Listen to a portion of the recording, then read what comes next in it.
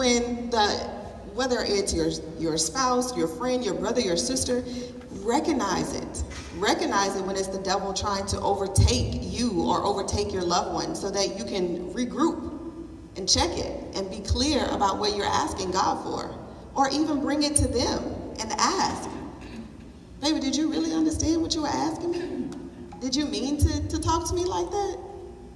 Sometimes your humility will soften someone's heart and have them to recognize what their wrong may have been. One thing that I always have to remind myself and try to remind other couples is when you look at the marriage relationship, it's the closest relationship really that God has designed here on earth, right? And so we have the opportunity to, there's a lot of friction sometimes, like we're so close that we experience the ups, the downs, the ins, the outs, whatever it may be with your spouse. And, you know, when we go to work, you know, we're so forgiving of our coworkers, we're so forgiving of our supervisor, or we're forgiving of mom, or whoever it may be. But when we get home, we expect our spouse to understand, like they're supposed to know, they're not supposed to do these things, and she's supposed to, you know, not embarrass me, or whatever the situation may be. And so my point is that we generally have the least grace for our spouse, when in actuality, we're supposed to have the most grace.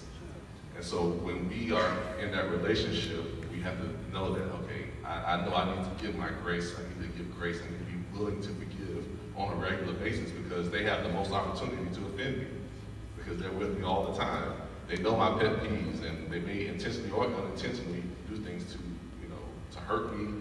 But even still, God has called us to love, God has called us to forgive, God has called us to give grace, just how He gives grace to us every single day. You know, the whole gist of this conversation is about who are we living for.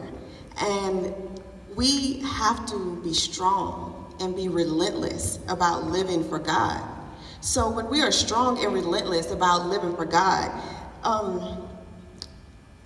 okay, let's back up a little bit.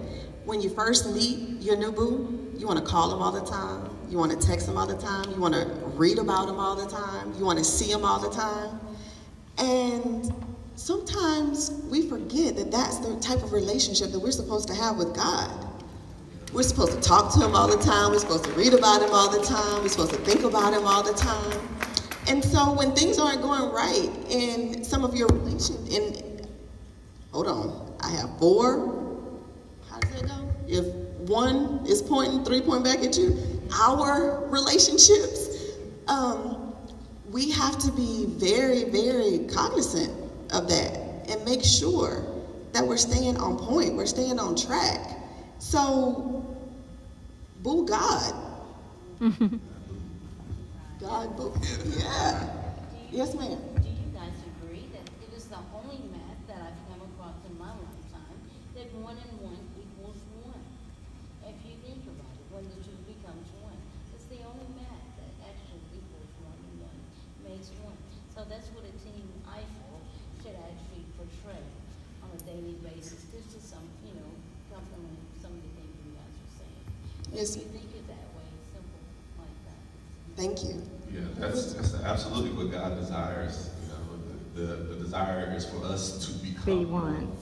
And so it's a constant process until we leave this place. And so we have to strive, and if we have that mindset, God, I'm desiring to honor you, and the best way that we can honor God in our marriage is by becoming one with our spouse and loving them for me as Christ for the church.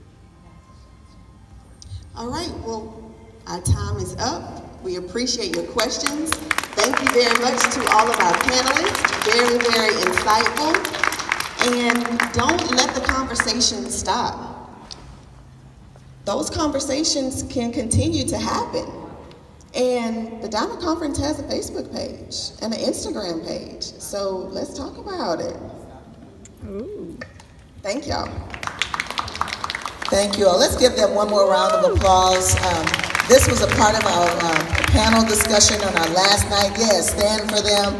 Thank you so much, because Evangelist Rita just wants to be Rita, coming from Houston, Texas, to be a part of our panel discussion. We want to say thank you, and please give her a hand. Mr. Fred